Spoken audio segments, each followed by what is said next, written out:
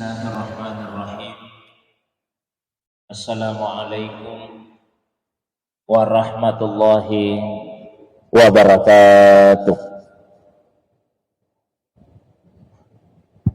Alhamdulillahilladzi anzala sakinata fi qulubil mu'minin.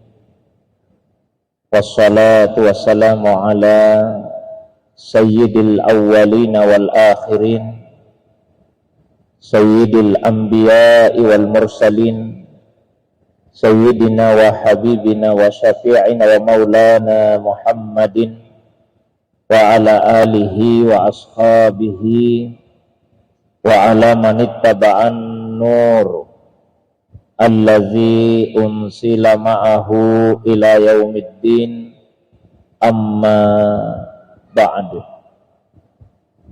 Bapak Ibu hadirin sekalian, jamaah subuh yang semoga dirahmati, dimuliakan oleh Allah Subhanahu wa taala. Alhamdulillah, segala puji tentunya hanyalah miliknya Allah Subhanahu wa taala semata-mata. Dialah Allah yang telah menurunkan sakinah, ketenangan ke dalam hati orang-orang yang beriman. Salawat dan salam penghormatan semoga senantiasa tercurah kepada kekasih kita Rasulullah Muhammad sallallahu alaihi wasallam. Begitu pula kepada keluarga, para sahabat dan juga pengikutnya yang senantiasa istiqamah menghidupkan sunnah Nabi sallallahu alaihi wasallam. Beliaulah Nabi yang telah diutus oleh Allah Subhanahu wa taala sebagai saksi, sebagai pembawa kabar gembira, sebagai pemberi peringatan, dan sebagai da'iyan ilallahi biiznih, yang mengajak manusia kepada Allah dengan izin Allah Subhanahu wa taala dan pelita yang menerangi. Jamaah subuh yang dirahmati, dimuliakan oleh Allah Subhanahu wa taala. Insyaallah subuh ini kembali kita lanjutkan pengajian kita membaca kitab Ar-Risalah Al-Qushairiyah, satu kitab dalam ilmu tasawuf yang ditulis oleh Imam Al-Qushairi qaddasallahu sirrahu. Semoga Allah mensucikan rahasianya dan memberikan manfaat kepada kita semua dengan ilmu-ilmunya, ilmu para guru-gurunya, dan ilmu para murid-muridnya di dunia dan di akhirat kelak. Masih dalam pembahasan tentang pokok-pokok tauhid dalam ilmu tasawuf, atau menurut para ulama sufi, usulut tauhidi inda sufiyin. Ada 7 pembahasan yang berkaitan dengan usulut tauhidi inda sufiyin, dasar-dasar tauhid menurut para sufi. Terdiri dari yang pertama ma'rifatullahi ta'ala, ma'rifah atau pengenalan tentang Allah Subhanahu wa taala. Yang kedua yaitu sifatuhu, sifat Allah Subhanahu wa taala. Yang ketiga mengenai al-iman, keimanan. Yang keempat tentang ar-rizku, mengenai rezeki. Yang kelima al-kufru, tentang kekafiran. Yang keenam yaitu tentang al-arash, ya, arasnya Allah Subhanahu wa taala. Dan yang terakhir yang ketujuh al-haqqu subhanahu wa ta'ala, tentang al-haq subhanahu wa ta'ala. Kita masih berada pada bagian yang ketiga yaitu al-iman. Pertemuan yang terakhir telah saya bacakan perkataan dari 2 orang ulama sufi. Yang pertama Abu Abdullah bin Khafif, semoga Allah merahmatinya. Dan yang kedua perkataan dari Abu Al-Abbas As-Sayyari, semoga Allah merahmatinya. Qala Abu Abdullah bin Khafif, Abu Abdullah bin Khafif berkata, al-imanu tasdiqul qulub bima waddahahul haqqu minal ghuyub. Iman itu adalah tasdiqul qulub, pembenaran hati, bima waddahahul haqqu minal ghuyub, terhadap apa yang dijelaskan oleh Allah al-haq dari perkara-perkara yang gaib. Jadi yang dimaksud di sini bahwa iman itu berkaitan dengan as-sam'iyat. Ya, ada 3 pokok-pokok keimanan. Yang pertama tentang ilahiyat, tentang ketuhanan, apa yang wajib bagi Allah, apa yang mustahil dan apa yang jaiz. Kemudian yang kedua yaitu mengenai nubuat, apa yang wajib bagi nabi, yang mustahil bagi nabi, dan yang jaiz, yang boleh bagi nabi. Kemudian yang ketiga as-sam'iyat, yaitu apa yang diimani berdasarkan yang kita dengarkan dari apa yang disampaikan oleh Nabi sallallahu alaihi wasallam. Sesuatu yang bersifat gaib, la yudrikuhul aqlu wala al-hissu. Akal tidak bisa menjangkaunya, indera pun juga tidak bisa menjangkaunya. Misalnya tentang surga, tentang neraka, ya akal kita tidak bisa menjangkau bagaimana surga, bagaimana neraka, indera kita tidak bisa menjangkaunya. Abdullah bin Abbas misalnya menyampaikan bahwa surga itu mala ainun ra'at wala uzunun sami'at wala khatara ala qalbi bashar. Ya, telinga kita tidak pernah mendengar, sebagaimana mata tidak pernah melihat, dan tidak pernah terlintas di dalam hati kita, ya, hakikatnya surga. Jadi kita hanya mengimani berdasarkan apa yang dinukilkan, disampaikan kepada kita melalui Rasulullah sallallahu alaihi wasallam. Kemudian perkataan yang kedua dari Abu Al-Abbas Asy-Syairri, wa qala Abu Al-Abbas Asy-Syairri, ata'ullahi ala nau'ain. Pemberian Allah itu ada 2 macam, karamah wa istidraj. Ada pemberian Allah yang merupakan karamah, kemuliaan. Ketika Allah memberikan nikmat kepada orang-orang yang taat, maka itu adalah karamah. Allah memuliakan orang yang taat itu. Tapi ada juga pemberian Allah yang sifatnya istidraj, penangguhan. Apabila Allah memberikan nikmat kepada orang yang maksiat, kepada orang yang durhaka, zahirnya terlihat nikmat, tapi sesungguhnya itu hanya sekadar penangguhan saja. Karena pada akhirnya Allah akan cabut nikmat tersebut, lalu kemudian Allah timpakan siksa kepadanya. Fama abqahu alaika fahuwa karamah. Maka nikmat yang Allah pertahankan atas dirimu, itulah karamah. Wa ma'azalahu anka fahuwa istidraj. Dan apa yang kemudian Allah cabut dari dirimu, itu hanyalah istidraj semata-mata. Maka janganlah sekali-kali terpesona melihat kesenangan, ya, melihat kemewahan dan kemegahan yang diperlihatkan oleh orang-orang yang durhaka dalam kehidupan dunia ini. Karena itu hanya mata'un qalil, kesenangan yang sedikit saja, sifatnya hanya istidraj. Ya, suatu waktu nanti Allah akan cabut nikmat tersebut. Faqul ana mu'minun insyaallah. Lalu kemudian beliau melanjutkan, katakanlah ana mu'minun insyaallah. Saya seorang mukmin insyaallah. Bukan karena meragukan keadaan kita, tapi karena kita tidak tahu seperti apa kehidupan yang akan kita alami sampai Allah Subhanahu wa taala mewafatkan kita. Maka jika ada seseorang yang berani mengatakan ana mu'minun haqqan, saya adalah orang yang beriman yang sebenar-benarnya, maka seakan-akan kita bisa memastikan sampai kita wafat kita akan beriman selamanya. Lalu tidak ada jaminan seperti itu. Itulah sebabnya meskipun Nabi sallallahu alaihi wasallam menyampaikan bisyarah, menyampaikan kabar gembira kepada beberapa sahabat bahwa mereka akan masuk surga, termasuk penghuni surga, tapi pemberitahuan itu tidaklah lantas membuat para sahabat tersebut kemudian menjadi lengah, menjadi malas dalam beribadah, karena sudah dijanjikan oleh Nabi sallallahu alaihi wasallam akan masuk surga. Sebaliknya di dalam hati mereka tetap ada khauf, ada rasa takut kepada Allah Subhanahu wa taala. Ya. Umar bin Khattab radhiyallahu anhu, salah seorang sahabat yang dijanjikan oleh Nabi sallallahu alaihi wasallam akan masuk surga.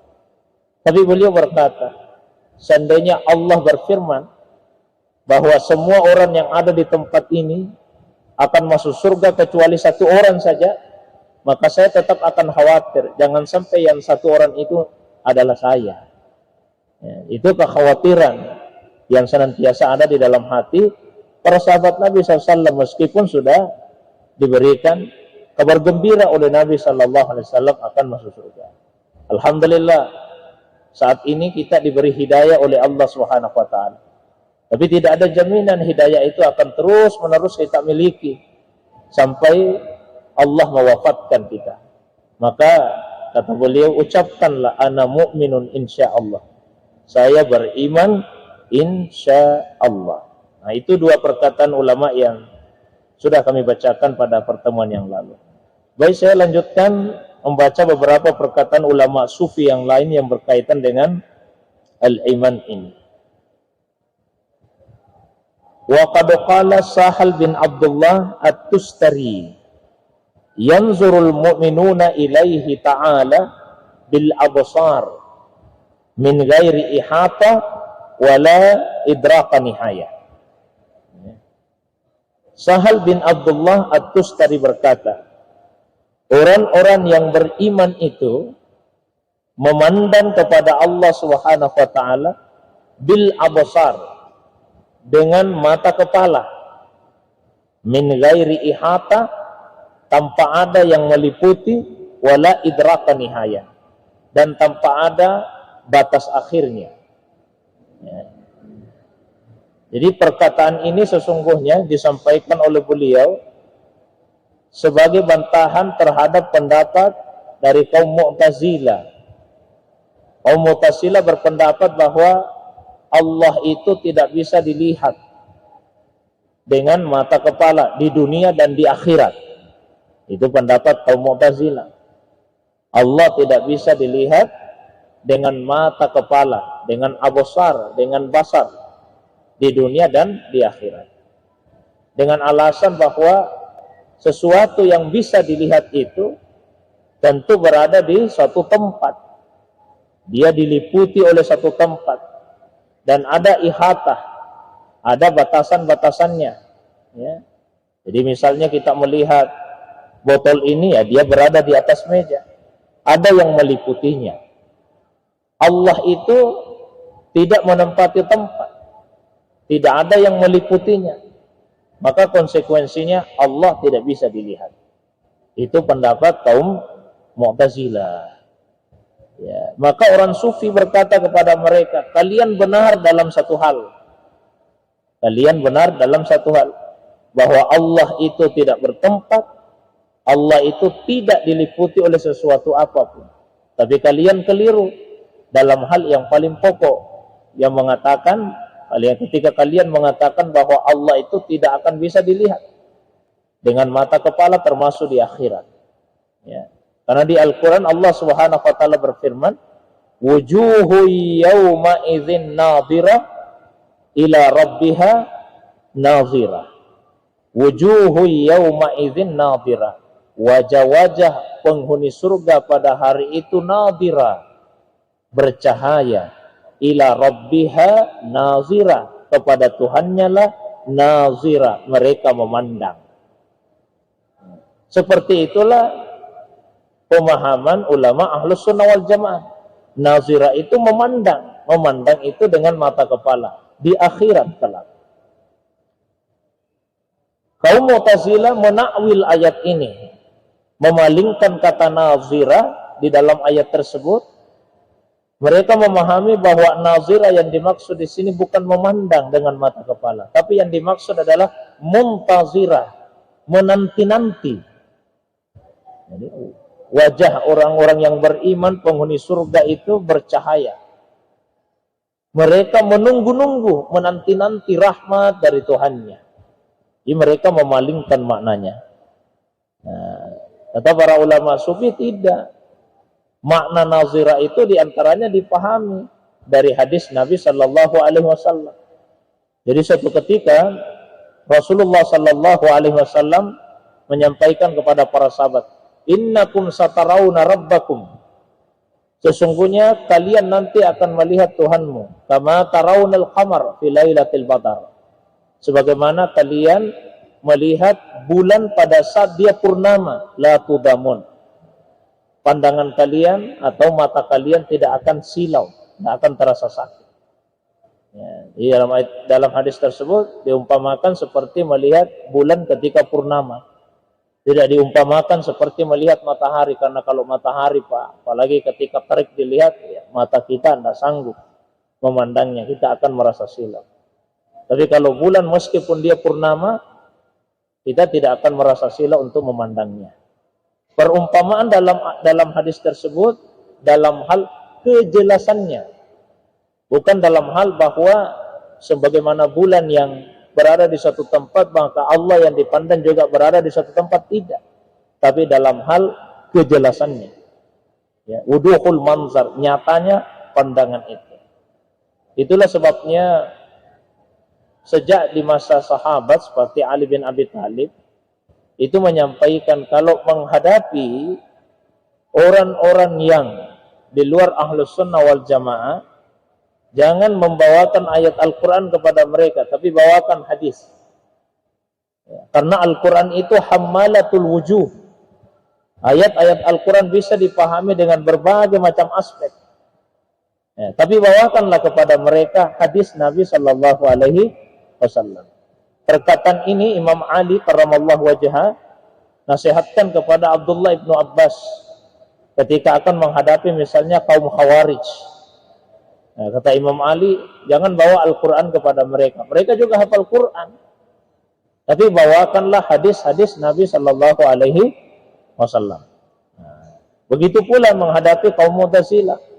Bawakanlah hadis Nabi SAW. Di hadis jelas disebutkan bahwa penghuni surga itu akan memandang Allah Subhanahu wa taala. Bukan dengan hati saja, tapi dengan mata kepala. Di dalam perkataan ini disebut yanzurul mu'minuna ilahi ta'ala bil absar. Absar jamak dari kata basar. Basar itu mata kepala. Kalau mata hati bahasa Arabnya basirah, jamaknya basair. Mata hati basirah, basair. Mata kepala basar, absar. Yanzurul mu'minuna ilahi ta'ala bil absar. Orang-orang yang beriman akan memandang kepada Allah SWT dengan absar, dengan mata kepalanya. Tapi tidak seperti melihat makhluk. Kalau melihat makhluk, ada ihata, ada yang meliputi, ada nihaya, ada ujung akhirnya. Ya, kita melihat misalnya mimbar ini, ya ada ujung akhirnya. Tapi memandang Allah tidak seperti itu. Ya, dengan cara yang hanya Allah sajalah yang mengetahuinya dan akan memberikan kemampuan kepada hamba-hambanya untuk melakukan itu. Sehingga ini tidak menyalahi firman Allah SWT di dalam Al-Quran, la tudrikuhul absar wa huwa yudrikul absar wa huwal latiful khabir. Pandangan mata itu tidak bisa mengidrak. Idrak itu penglihatan yang terlingkupi, yang ada batasnya. Itu yang dinafikan di dalam ayat tersebut. Karena Allah lah yang bisa memandang makhluk, dan makhluk itu ada yang melingkupinya, ada yang membatasinya. Wa huwal latiful khabir. Allah itu maha lembut dan maha teliti.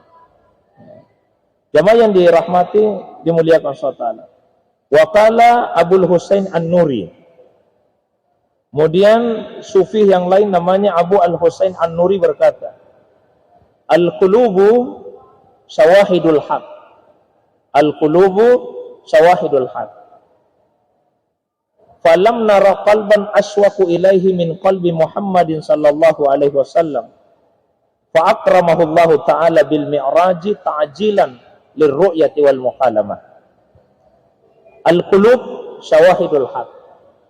Hati itu syawahidul haq. Ya, akan memandang al-haq Allah Subhanahu wa taala. Falam nara qalban aswaq ilaihi min qalbi Muhammadin sallallahu alaihi wasallam. Dan tidak ada hati yang lebih rindu kepada Allah dibandingkan hatinya Rasulullah SAW. Ya, tidak ada hati manusia yang lebih rindu kepada Allah dibandingkan hatinya Nabi. Itulah sebabnya fa'akramahullahu ta'ala, Allah memuliakan Rasulullah SAW bil mi'raj, dengan memi'rajkan Nabi, ta'jilan, untuk menyegerakan Nabi, lirru'yati wal mukalamah, memandang dan berbicara dengan Tuhannya. Jadi tidak perlu sampai menunggu nanti di hari kemudian bagi Nabi SAW untuk memandang Tuhan. Disegerakan nikmat itu oleh Allah kepada Nabi karena hatinya Nabi aswaq, paling rindu kepada Allah Subhanahu wa ta'ala. Ya, jadi karena begitu rindunya hati Rasulullah kepada Allah, Allah segerakan. Untukmu ya Rasulullah, wahai kekasihku, tidak usah menunggu sampai hari kemudian untuk memandangku. Dimi'rajkanlah Nabi.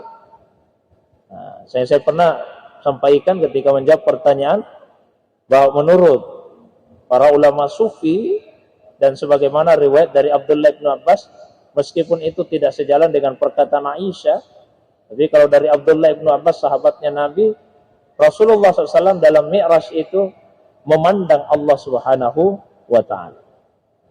Tidak hanya mukalamah, tidak hanya berbicara, tapi juga ru'yah, memandang Allah SWT. Jamaah subuh yang dirahmati dimuliakan SWT. Wa qala Abu Usman al-Maghribi. Kemudian seorang sufi yang lain namanya Abu Usman al-Maghribi. Beliau berkata, kuntu a'taqidu syai'an min hadisil jihad. Dulu ketika saya masih di Hijaz, Makkah Madinah, di dalam hati saya ada sedikit keyakinan tentang jihad. Jihad itu arah. Ya. Misalnya Pak, bahwa mungkin kita mentasawurkan, ada imajinasi, ada fantasi kita, ada bayangan kita bahwa Allah itu di atas dengan makna yang sebenarnya. Ya, Allah di atas kemudian mengawasi makhluknya. Mungkin di bayangan kita seperti itu Pak.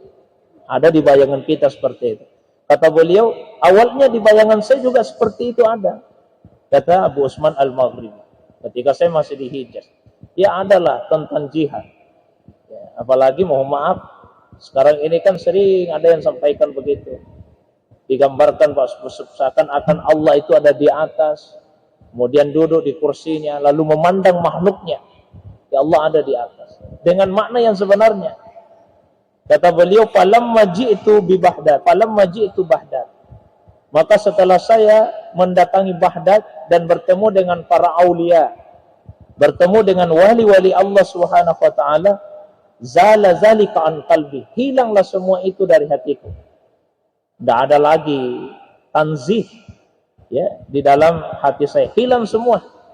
Hilang semua anggapan-anggapan bahwa Allah itu di atas dalam artian sebenarnya, mengawasi, memandang makhluknya. Hilang semua di hati saya. Fakatabtu ila ashabi Nabi Makkah. Maka saya kemudian menuliskan kepada sahabat-sahabat di Makkah. Saya sampaikan, inni aslamtul ana islaman jadidan. Sekaranglah saya berislam dengan Islam yang baru. Ya. Sekarang ini saya berislam dengan Islam yang baru. Ya, sebelumnya keislaman saya itu masih dinodai oleh anggapan-anggapan, ya, anggapan-anggapan bahwa Allah itu seperti bertempat. Ya, meskipun kita katakan tempatnya tinggi, tapi itu tidak bisa disandarkan kepada Allah SWT. Saya sering sampaikan, Allah sudah ada sebelum ada tempat, kemudian Allah menciptakan tempat, maka sebagaimana pada awalnya, begitu juga sampai sekarang Allah itu tidak akan pernah bertempat. Ya. Pernah Abu Usman al-Maghribi bertanya kepada muridnya dalam bentuk ujian. Seperti itu para masyayikh, para mursyid menguji muridnya. Ditanya, kalau gurunya sudah yakin ya sampaikan. Sekarang kamu sudah bisa tentu berdakwah kepada masyarakat umum. Nah, suatu waktu beliau uji muridnya, namanya Muhammad bin Mahbub. Muhammad bin Mahbub, semoga Allah merahmatinya.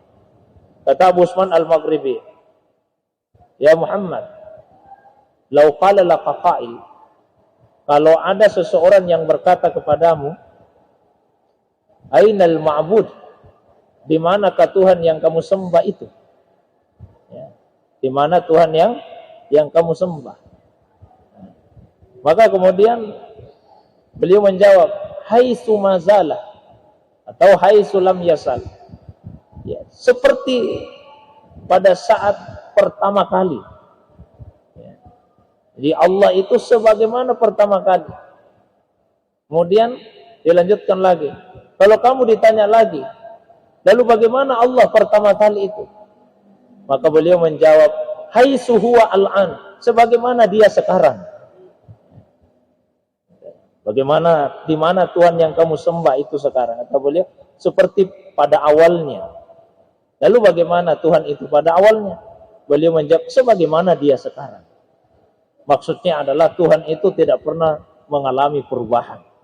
Termasuk perubahan dalam hal tempat. Maka Abu Usman Al-Maghribi kemudian melepaskan jubahnya, diserahkan kepada muridnya. Kata beliau, pergilah engkau sekarang, berdakwalah, ajaklah manusia kepada Allah Subhanahu wa ta'ala.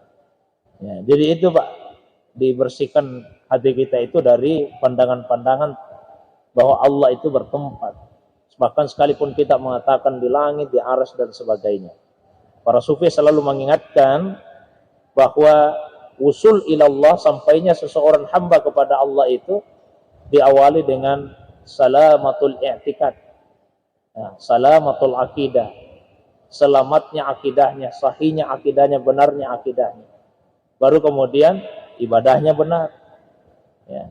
Setelah itu dia konsisten dalam menempuh jalan, barulah dia akan sampai kepada Allah Subhanahu wa ta'ala. Tapi kalau sejak awal akidah itu ghairu sahih, tidak benar, serajin apapun seseorang beribadah, tidak akan pernah usul sampai kepada Allah Subhanahu wa ta'ala. Masih ada dua perkataan yang lain pada pembahasan tentang iman ini. Wasu'ila Abu Usman Al-Maghribi anil khalqi. Abu Usman Al-Maghribi juga pernah ditanya tentang makhluk. Ya, tentang makhluk. Faqala, maka beliau menjawab, qawalib wa asbah. Ya, benda-benda dan bayangannya. Jadi benda juga bayangannya, tajri alaihim ahkamul qudrah al-ilahiyah. Berlaku atas mereka hukum-hukum kekuasaan Tuhan. Nah, ini sebetulnya adalah penjabaran dari kalimat la haula wala quwata illa billah. Tidak ada haul, tidak ada kekuatan yang bisa menolak yang buruk, wala quwah, dan tidak ada kekuatan yang mampu mendatangkan yang baik illa billah, kecuali dengan izin dari Allah Subhanahu wa ta'ala. Ya. Tidak ada yang bisa menolak penyakit, tidak ada yang bisa menolak musibah, sebagaimana tidak ada yang bisa mendatangkan sehat, tidak ada yang bisa mendatangkan nikmat kecuali dengan Allah SWT. Maka manusia itu yang dituntut adalah ridha terhadap apapun yang Allah takdirkan dalam kehidupan kita. Ya, Allah memberi kita nikmat, ridha. Allah menimpakan musibah, ridha. Ya, maka nikmat Allah yang paling besar ketika hamba itu bisa ridha. Wala saufa yu'tika rabbuka fatardah. Itu pemberian Allah yang paling besar kepada manusia. Dari sekian banyak pemberian Allah, kalau manusia sudah bisa ridha sepenuhnya kepada Allah, maka berarti sudah dia dikaruniakan puncak pemberian itu. Wala saufa yu'tika. Allah akan terus menerus memberikan kepadamu ya Muhammad, fatardah, sampai pada akhirnya engkau ridha. Ya. Mari kita belajar untuk selalu ridha dengan apapun yang Allah takdirkan dalam kehidupan kita. Terakhir, waqala al-Wasiti. Al-Wasiti berkata, lamma qamatil arwahu wal ajsadu billah. Ketika ruh dan jasad itu berdiri tegak di hadapan Allah SWT, wa zaharata bihi la bizawatiha. Keduanya itu nampak bihi, dengan kekuasaan Allah, la bizawatiha, bukan dengan keinginannya sendiri. Ya. Saya sudah sampaikan yang lalu bahwa makhluk itu qaimun bi ghairi. Dia ada bukan karena dirinya, tapi billah. Ya. Ya, laisat qaim bi dzatiha walakin billah. Ya. Semua makhluk tidak ada yang tegak dengan dirinya, tapi dengan Allah Subhanahu wa taala. Bahkan saya sampaikan bahwa hakikatnya yang ada itu hanya Allah. Selain Allah, hakikatnya tidak ada. Yang lain selain Allah hanya diadakan saja. Hanya Allah yang ada dengan sendirinya. Kadzalika qamatil khatarat wal harakat billah. Begitu juga lintasan-lintasan hati kita, gerak-gerak tubuh kita, itu karena Allah SWT, la bizawatih, bukan dengan kehendak kita. Annal harakat wal khatarat, karena semua gerak dan semua lintasan furu lil ajsadi wal arwah, sebetulnya hanyalah cabang dari ruh dan jasad kita. Ya. Pada intinya jamaah subuh yang dirahmati, dimuliakan oleh Allah SWT, mari kita tanamkan keyakinan di dalam hati kita betapa kita ini manusia lemah di hadapan kemahakuasaannya Allah, betapa kita ini manusia kecil di hadapan kemahabesarannya Allah, betapa kita ini manusia hina dina di hadapan kemahamuliaan Allah SWT. Sehingga dengan kesadaran-kesadaran semacam itu, ya, tumbuhlah di dalam hati kita keimanan yang kamil, yang sempurna kepada Allah Subhanahu wa Ta'ala. Dengan dasar seperti itu akan memudahkan kita untuk menempuh jalan menuju kepada Allah Subhanahu wa Ta'ala. Saya kira itu saja pengantar subuh ini. Seperti biasa, kalau ada yang ingin didiskusikan, saya persilakan kepada jamaah sekalian. Assalamualaikum warahmatullahi wabarakatuh. Baik. Jadi yang pertama, apakah seorang muslim itu wajib untuk bertarikat? Ya. Jadi seperti ini, Pak. Di awal sekali saya sampaikan bahwa agama ini ada 3 pokok ajarannya. Jadi ada 3 pokok ajarannya. Yang pertama tentang Islam, yang kedua tentang iman, dan yang ketiga tentang ihsan. Dan semua ada ilmunya. Semua ada ilmunya. Iman itu dikaji dalam ilmu tauhid. Ya. Kemudian Islam itu dikaji dalam ilmu fikih. Lalu ihsan itu dikaji dalam ilmu tasawuf. Jadi kalau kita hanya ingin sekedar beriman dan berislam, ya tidak wajib untuk mempelajari tasawuf. Kalau hanya sekedar untuk beriman dan berislam. Kalau hanya sekedar mau masuk surga saja, tidak perlu untuk ihsan. Iman, Islam sudah bisa memasukkan seseorang itu ke dalam surga. Kan ada sahabat tanya sama Nabi, ya Rasulullah, kalau misalnya saya hanya salat 5 waktu, saya cuma puasa saja, yang Allah halalkan saya halalkan, yang Allah haramkan saya haramkan, apa saya bisa masuk surga? Nabi menjawab, kalau benar yang kamu katakan, kamu akan masuk surga. Sekedar masuk surga. Tapi seorang sufi itu yang mereka tuju dalam hidup bukan hanya sekadar masuk surga saja. Ya. Tapi yang mereka tuju dalam kehidupan itu adalah bagaimana supaya bisa diridai oleh Allah Subhanahu wa Ta'ala. Menempuh jalan, mendekatkan diri kepada Allah Subhanahu wa Ta'ala, ridha kepada Allah, Allah pun kemudian ridha kepadanya. Hanya kita biasa berdoa, Allahumma inna nas'aluka ridhaka wal jannah. Ya Allah, kami minta kepadamu ridhamu dan surgamu. Ya, sehingga ada bahasa yang mungkin dianggap berlebihan ketika dikatakan bahwa kalau saya menyembahmu ya Allah hanya karena takut masuk neraka, ya, masukkan saja saya ke neraka. Kalau saya menyembahmu hanya karena mau masuk surga, masukkan saja saya ke surga. Tapi kalau saya menyembahmu ya Allah karena ingin ridhamu, maka berikanlah ridhamu itu kepadaku. Karena itu yang dituju, bagaimana supaya Allah ridha. Ya, bukan yang dituju bagaimana supaya saya masuk surga ini, supaya saya tidak masuk neraka. Itu hak mutlaknya Allah saja. Mau memasukkan seseorang ke surga, mau memasukkan seseorang ke neraka, itu hak mutlaknya Allah Subhanahu wa Ta'ala. Nah, tapi yang dituju adalah bagaimana supaya bisa mendapatkan ridha dari Allah SWT. Nah, kalau itu yang menjadi tujuan kita, Pak, jadi tentukan dulu saya tujuannya ini apa. Sekadar masuk surga saja, iman Islam, ya sudah. Tapi kalau kita ingin memperoleh keridaan dari Allah SWT, maka itu dengan ilmu tasawuf, dengan ihsan. Dan mesti ada bimbingan dari seorang guru. Kalau dibimbing guru itu namanya tariqah. Kan begini, Pak. Coba kita lihat tugasnya Nabi SAW. Saya sebut tadi dalam terjemahan bahasa Indonesianya di mukaddimah. Nabi itu syahidan wa mubasyiran wa naziran wa da'iyan ilallahi biiznihi wa sirajan munira.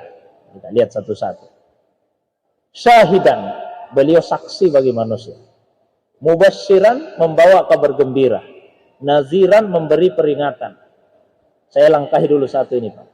Sirajan munira, pelita yang menerangi. Coba yang keempat apa? Da'iyan ilallahi biiznihi, mengajak manusia kepada Allah. Jangan ditambahi, biasa ada mengajak manusia ke jalan. Di situ tidak ada jalan. Bukan dakwah ilallah. Da'iyan, bukan da'iyan ila sabillah, tapi da'iyan ilallah, mengajak manusia kepada Allah. Nabi itu membawa manusia, membawa Pak, kepada Allah.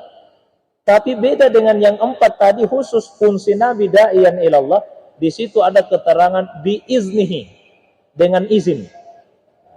Dengan izin, Pak. Maka sahabat-sahabat juga ada yang diberi izin khusus oleh Nabi. Dikasih izin oleh Nabi. Abu Bakar As-Siddiq, Ali bin Abi Thalib, dikasih izin khusus.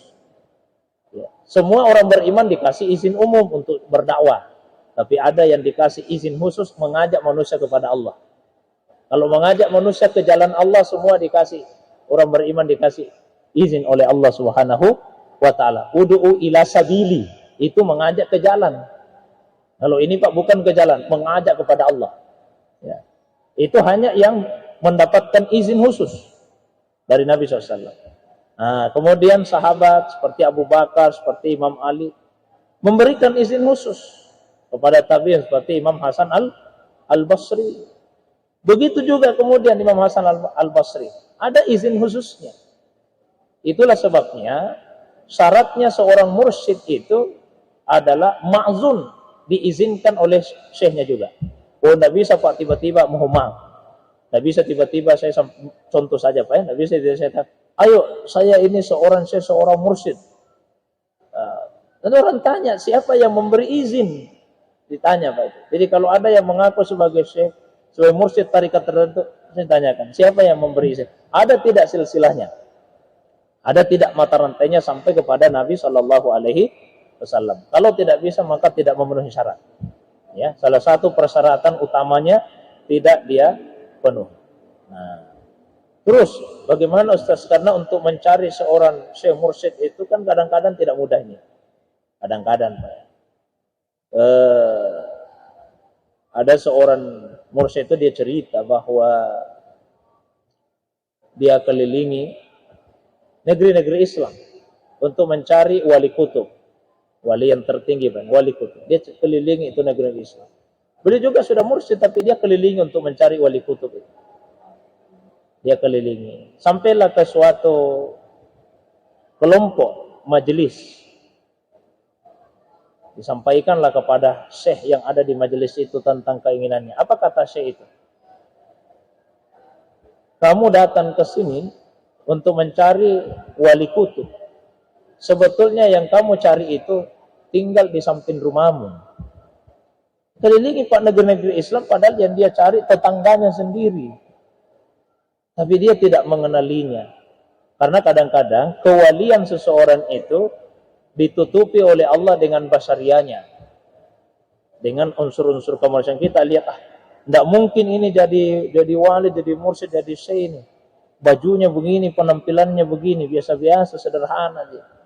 Ya, mungkin pakai, mohon maaf, biasa saya lihat pakai baju-baju kaos, ini pakai celana-celana biasa, punten dan sebagainya. Ya, dia juga makan biasa-biasa aja dengan yang lain. Itu Allah tutupi kewaliannya dengan basyariah. Ya, maka dia tidak mengenalinya. Sehingga kadang-kadang Pak mungkin di sekitar kita tidak tahu. Nah, jadi gimana caranya? Saya kan pernah sampaikan Pak. Inna salata ala nabi mursidun liman la mursida lahu. Bahasa lainnya, inna salata ala nabi taqumu maqamal mursid. Bersalawat kepada nabi itu adalah mursyid bagi yang tidak punya mursyid. Jadi bersalawat kepada nabi menempati posisi mursyid bagi yang tidak ada mursyidnya. Maka bagi yang tidak punya mursyid, tidak ikut dalam satu tarikah tertentu yang mu'tabarah, caranya apa? Perbanyak salawat. Ya. Ada seorang syekh dari Mesir namanya Syekh Yusri Jabir. Beliau berkata, kalau tidak ada mursyid, usahakan 1000 kali salawat setiap hari. 1000 kali. Kalau ada mursyid, 200 kali udah memadai. Salawatnya setiap hari 200 kali. Ada mursyid. Tidak ada 1000 kali. Cuma kita ini kan manusia keinginan besar, malas berusaha. Ikut pengajian saja, bagaimana caranya supaya saya bisa seperti tadi memandang Allah dan sebagainya. Diminta saja salawat 1000 kali, tidak mau, malas. Tidak bisa ke 100 kali mau saja. Ya udah dikasih 1000 kali, mau diskon lagi ditawar-tawar. Keinginannya besar. Sama dengan mau masuk surga tapi mau dengan harga yang murah saja. Ya. Tak datang ke masjid, mau masuk surga, masukkan uang ke celengan masjid 10.000. Dengan uang 10.000 kita berharap mau masuk surga. Bukan meremehkan, Pak ya. Jadi artinya mestinya sebanding antara keinginan kita dengan usaha kita. Ya. Jadi mohon maaf, ketika tidak masuki satu kelompok tarekat tertentu, tetap ada solusinya. Salawat kepada Nabi, usahakan 1000 kali dalam satu hari. Kemungkinannya ada dua. Kemungkinan pertama, Nabi sendiri yang akan menjadi penuntun bagi kita. Dan beberapa ulama memperoleh itu. Ya. Kemungkinan yang kedua, Nabi akan arahkan kepada siapa mestinya kita berguru.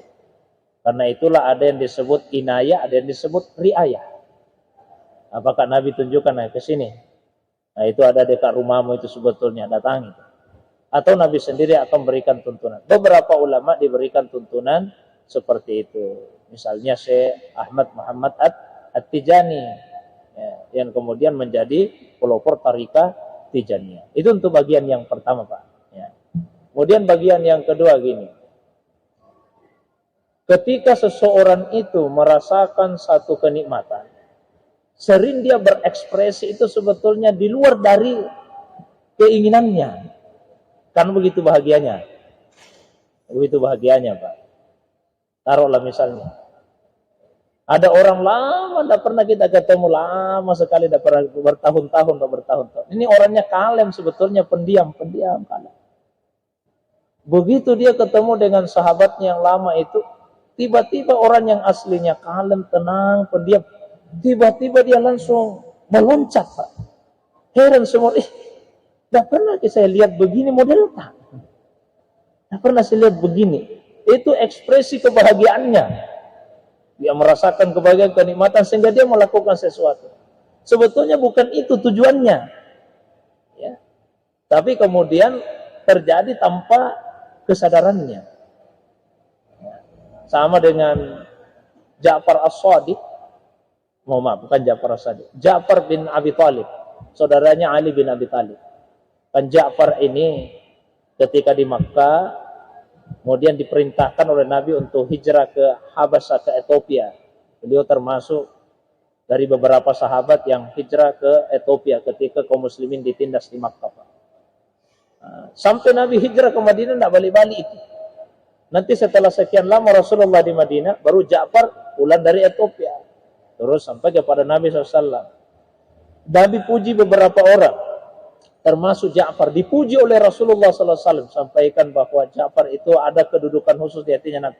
Ja'far gembira sekali, saking gembiranya dia berjingkrak-jingkrak itu, Pak, kayak orang menari itu, saking gembira dia kelilingi Nabi SAW, ekspresi kebahagiaannya. Jadi seorang sufi itu berzikir sebetulnya bukan tujuannya memang diajarkan bahwa harus berjingkrak-jingkrak, harus misalnya sampai seperti ini, tidak. Jadi itu terekspresikan ketika merasakan satu kenikmatan. Apalagi ketika mencapai satu puncak kenikmatan. Maka jangan dinilai pada zahirnya. Ya, jangan dinilai pada zahirnya. Dia bergembira sehingga muncullah hal-hal yang... Kecuali kalau memang orang berzikir. Kalau berzikir harus itu berjingkrak-jingkrak ya. Harus digoyang-goyangkan kepala. Bukan itu tujuannya. Itu hanya efek saja. Bukan tujuan, tapi dia efek. Nah, diajarkan itu, kalau misalnya berzikir harus berjingkar-jingkar begini dan sebagainya. Jadi lihatlah pada aspek itu. Ya, bahwa sebetulnya itu hanya efek, hanyalah buah pengaruh ketika merasakan kenikmatan dan kebahagiaan di dalam zikir. Mungkin itu. Wallahu a'lam.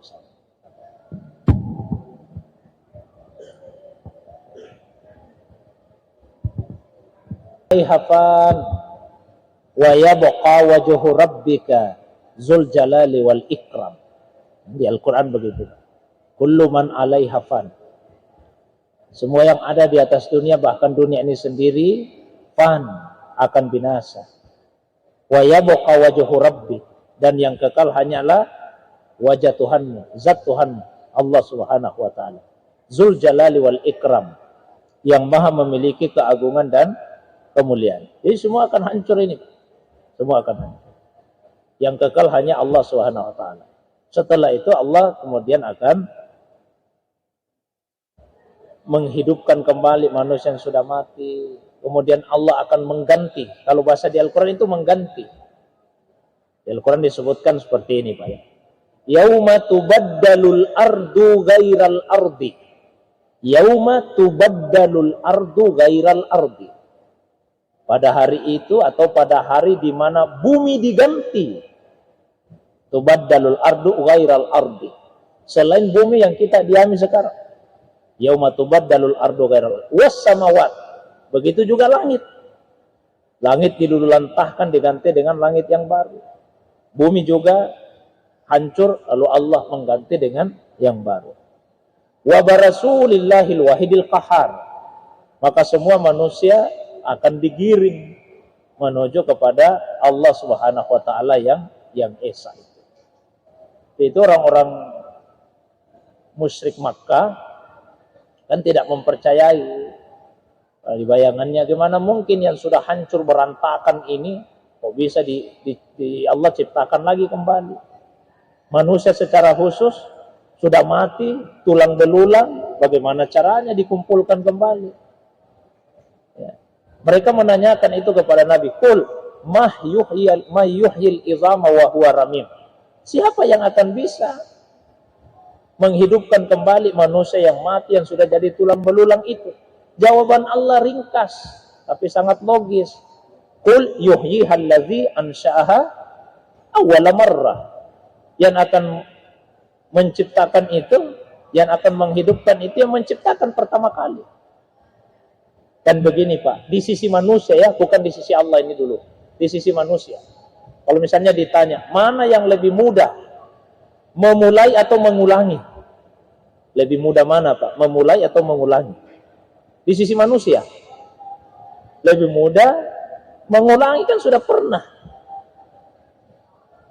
Tapi kita tidak bisa katakan lebih mudah bagi Allah untuk mengulangi daripada di sisi Allah semua sama mudahnya. Tidak ada istilahnya lebih mudah bagi Allah mengulangi daripada memulai. Karena kalau begitu berarti agak berat sedikit bagi Allah untuk memulai. Nah bagi Allah tidak ada yang mudah, ya tidak ada yang berat. Jadi hanya pada sisi manusia saja kita katakan ya bahwa mengulangi itu lebih mudah daripada memulai.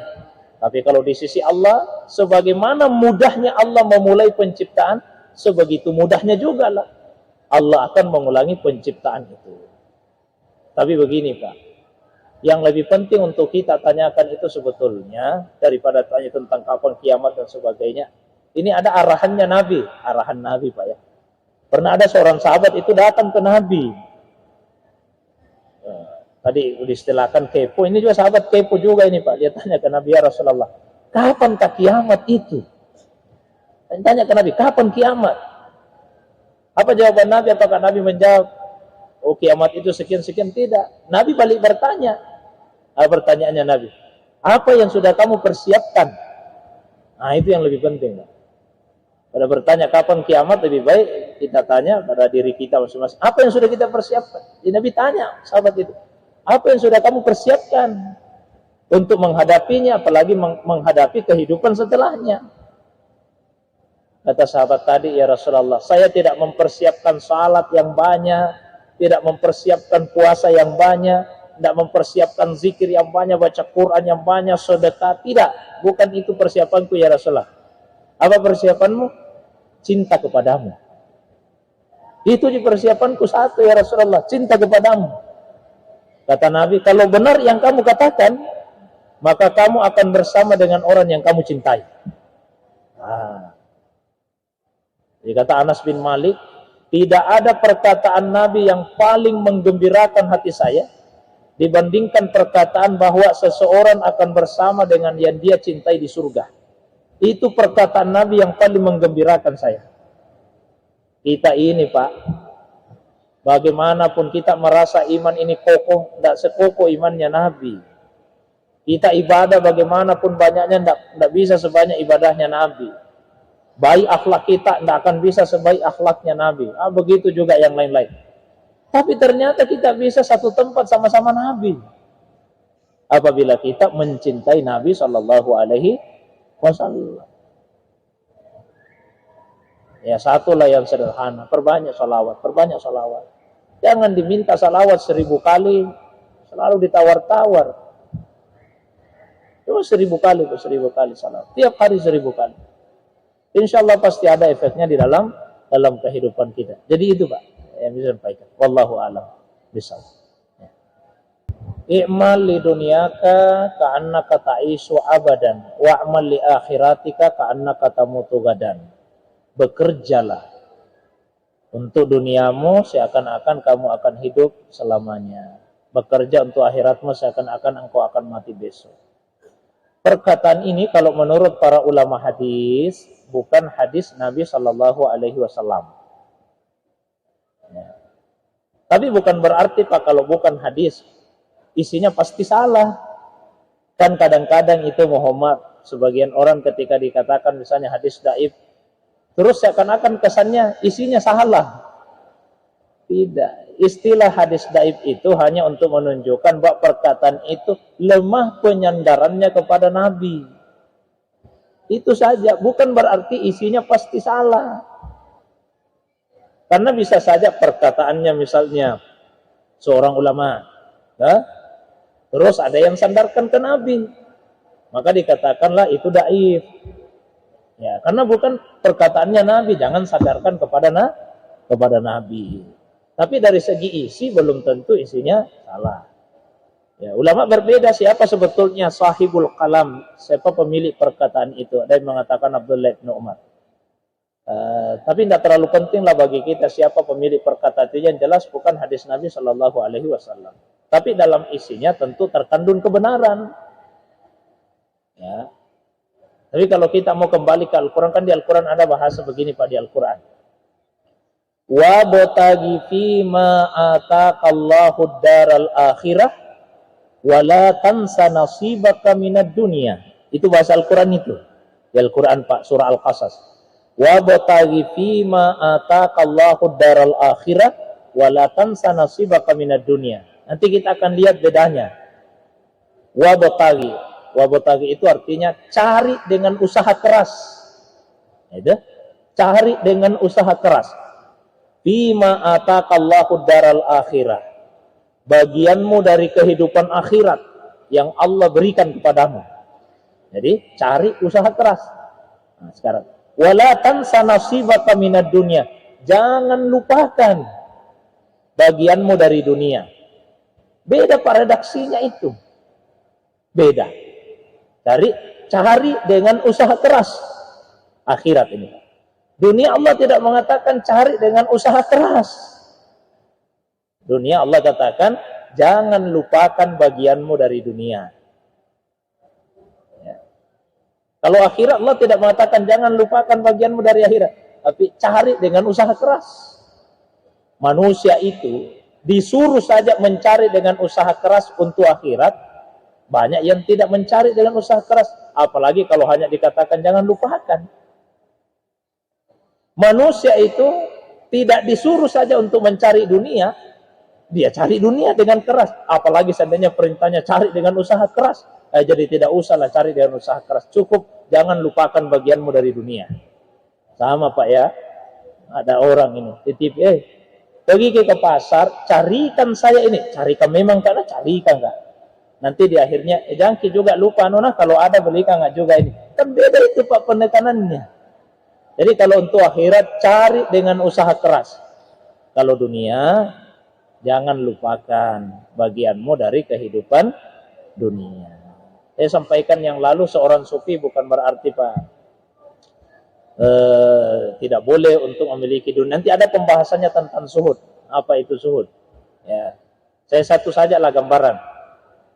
Bisa kita miliki dunia, tapi jangan masukkan di hati. Saya pernah sampaikan Pak itu. Miliki dunia, jangan masukkan di hati. Ya.